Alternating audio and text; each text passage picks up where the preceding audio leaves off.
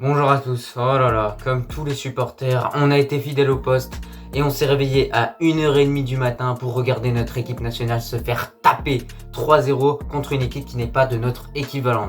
Bien évidemment, juste avant que je commence avec cet avant-match de Maroc-Afrique du Sud, je t'invite à t'abonner si tu es nouveau, à liker et à commenter.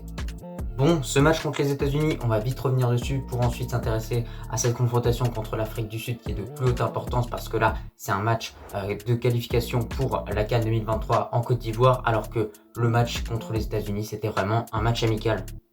Tout d'abord, j'ai envie de revenir sur une seule chose. Il y a beaucoup de gens qui pensent que vraiment cette défaite, elle est complètement à cause de Vaïd. Moi, je suis désolé, mais dites-moi à quel moment Vaïd joue sur le terrain avec cette équipe du Maroc. Ok, c'est lui qui fait les plans tactiques, le 11, etc. Il s'est encore une fois foiré parce qu'on a vu que cette défense à 5, ça ne marche pas, que Sami Maé n'a pas le niveau et bien d'autres joueurs. Pour moi, il est clair qu'il fallait mettre ce fameux 4-2-3-1 qui est quand même une composition qui a assez bien marché avec cette équipe du Maroc parce que Hervé Renard l'utilisait ou bien d'autres coachs. Mais en tout cas, à chaque fois, ça marchait bien. Voilà, dans un 4-2-3-1, vraiment, il y a des triangles partout. Les joueurs peuvent bien se retrouver, peuvent bien combiner ensemble sur des actions. Et surtout, il y a une bonne défense à 4 avec ce fameux duo en charnière centrale, Saïs-Aguerd. Mais moi, franchement, je commence vraiment à me dire que Hervé Renard commence à me manquer parce que voilà, juste pour une seule raison, je vous donne un exemple. Avant, on avait des Dirard qui allaient à la guerre, qui allaient à fond et qui donnaient tout pour le maillot. Maintenant, on se retrouve avec des Unai. Rien que ça. Regardez le physique de Dirard, regardez le physique de Unai. Qu'est-ce que tu veux faire avec ça? C'est quoi ça? Ce n'est plus le Maroc, ce n'est plus l'ADN du Maroc. Ce n'est plus l'ADN des guerriers. Dans cette équipe du Maroc, maintenant, vous regardez le groupe dans sa globalité. Il y a très peu de guerriers et il y a très peu de joueurs qui ont un mental d'acier. Et moi, je pense que c'est un gros problème. Maintenant voilà, pour résumer ce match contre les États-Unis, on va pas en parler pendant des heures, c'est un match qui aurait pu basculer en notre faveur les Marocains parce qu'on a vu au début du match, il y a eu des actions avec Massina, avec Tissoudali, etc. On n'a pas su être sûr devant le but, conclusion, on s'est fait punir, on en a pris 3 d'un coup au one shot. Donc voilà, c'est comme ça, le Maroc s'incline, n'avait pas le niveau et pour moi, en grande partie à cause bien évidemment du 11 proposé par Vaïd. Mais cette défaite est aussi causée par la performance des joueurs qui ont tout simplement pas une mentalité de guerrier et qui ne vont pas au combat et qui nous ont fait honte devant le monde entier. Si tu es marocain, n'hésite pas à me donner ton avis en commentaire vis-à-vis de cette rencontre contre les États-Unis. Maintenant, pour cette confrontation contre l'Afrique du Sud, tout d'abord, son but va être réellement de se relever après cette défaite 3-0 parce que tu te relèves pas comme ça d'un claquement de doigts d'une défaite 3-0, surtout quand tu es le Maroc et que ça fait longtemps que tu n'as pas pris une défaite comme ça. Du coup, il va falloir déjà vraiment gagner ce match, mais avec la manière. C'est-à-dire que moi, je veux pas que le Maroc gagne face à l'Afrique du Sud 1-0, 2-0. Moi, je vous le dis, c'est 4-0 minimum ou 3-0 minimum. Parce que franchement, on doit les écraser. On est une bonne équipe en Afrique et il faut le montrer à tout le monde. Montrer surtout que notre équipe nationale vaut bien plus que ce 3-0 pris aux États-Unis. De leur côté, cette équipe d'Afrique du Sud, ils vont vouloir appuyer là où ça fait mal et on les comprend totalement. Mais j'espère vraiment que cette confrontation contre l'Afrique du Sud, on va pas la perdre. Parce que croyez-moi que ça va être le bazar total si on la perd. Parce que Vaïd va sauter. Ok, c'est pas vraiment un problème. Il y a certains joueurs qui vont sauter. Bref, on va devoir trouver un coach, etc. Tout redémarrer de zéro. Et déjà, de deux surtout, on sera la risée de tout le monde. Et ça, je suis désolé en tant que Marocain, je ne peux plus l'accepter. Donc vraiment, je vous le dis clairement, si on s'appelle le Maroc et qu'on est une grande nation de le football, on le remplace 5 minimum. Minimum, tu le remplaces 5 après avoir pris 3-0, s'être fait la risée de tout le monde. Tu dois leur en mettre 5 et tu dois réagir et montrer à tout le monde que maintenant, tu vas te relever et que tu vas monter en l'air tout le monde. Maintenant, j'ai décidé de tout simplement te montrer le 11 que j'aimerais bien voir contre cette équipe d'Afrique du Sud. Et tout d'abord, on commence au poste de gardien avec Bounou.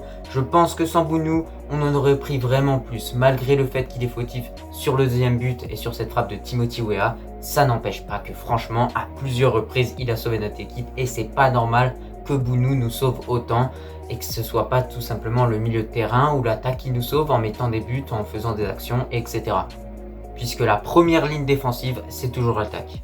Maintenant, pour cette défense, on sait qu'il va y avoir le retour de Mazraoui et du coup, pourquoi pas mettre Mazraoui tout simplement en défenseur droit. Moi, je pense qu'il faut le faire directement commencer. Je pense qu'il est chaud, que voilà, il a envie de montrer à tout le monde qu'il a signé au Bayern, pas pour rien, et que ça va être un très bon joueur et que pourquoi pas, ça peut être la nouvelle star de cette équipe marocaine. À côté de lui, du coup, en charnière centrale, Saïs Aguerd, comme d'habitude, avec 2 rocks très solides. En défenseur gauche, Massina, qui a fait de très belles montées contre les États-Unis, mais malheureusement qui n'aura pas su finir les actions derrière. Milieu de terrain maintenant composé en 4-2-3-1, donc avec Amrabat et Fajr. Et là, vous allez me dire, pourquoi Fajr? Tout simplement parce que Fajr, c'est un guerrier.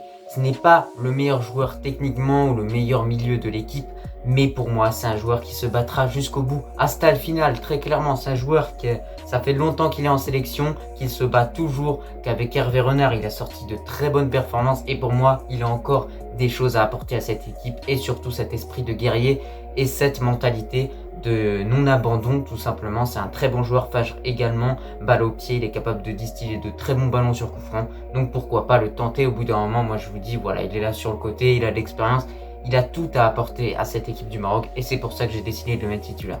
Pour le milieu offensif, j'hésitais entre 2 joueurs, c'était soit passer Fajr en milieu offensif ou Amala en milieu offensif, mais je pense que c'est un poste qui convient plus aux qualités de Amala, puisque c'est un très bon joueur balle au pied, qui a une bonne frappe. Certes, il a loupé ce penalty contre les États-Unis. Bon voilà, c'est comme ça, l'équipe est passée complètement à travers de son match, mais ça n'empêche pas que voilà, vous savez que Amala, c'est un joueur que j'apprécie beaucoup. Moi, je dis toujours que c'est le Valverde marocain, et pour moi, il a beaucoup de choses à apporter dans cette équipe, dont tout simplement le fait qu'il arrive à bien conserver la balle, à faire des passes, à combiner, même si parfois il fait quelques petites pertes de balles qui sont un petit peu embêtantes. Si j'ai décidé de mettre Mazraoui en défenseur droit, c'est pas pour rien, c'est tout simplement pour faire monter Hakimi d'un cran et le mettre en milieu droit. Voilà, moi j'ai envie de tenter ça. J'ai envie de tenter vraiment ce duo Mazraoui-Hakimi. Est-ce que ça peut fonctionner ou pas? C'est ça qui m'intéresse. Et dans ce type de match contre l'Afrique du Sud, c'est vraiment le type de match qui sont faits pour ça, voilà, pour tenter des choses, même si ce sont des matchs qui comptent réellement parce que c'est pour la qualification à la CAN 2023, mais ça n'empêche pas que voilà, faut tenter des choses au bout d'un moment. Voilà, cette équipe, on en a marre, on a envie de voir du renouveau et c'est pour ça qu'un duo entre les deux pourrait vraiment être de bon augure. Et pour finir, en milieu gauche, j'ai décidé tout simplement de mettre Tissou Dali. Bah écoutez, c'est un très bon joueur depuis la RDC. C'est un joueur peut-être qu'on ne pensait pas voir à un tel niveau.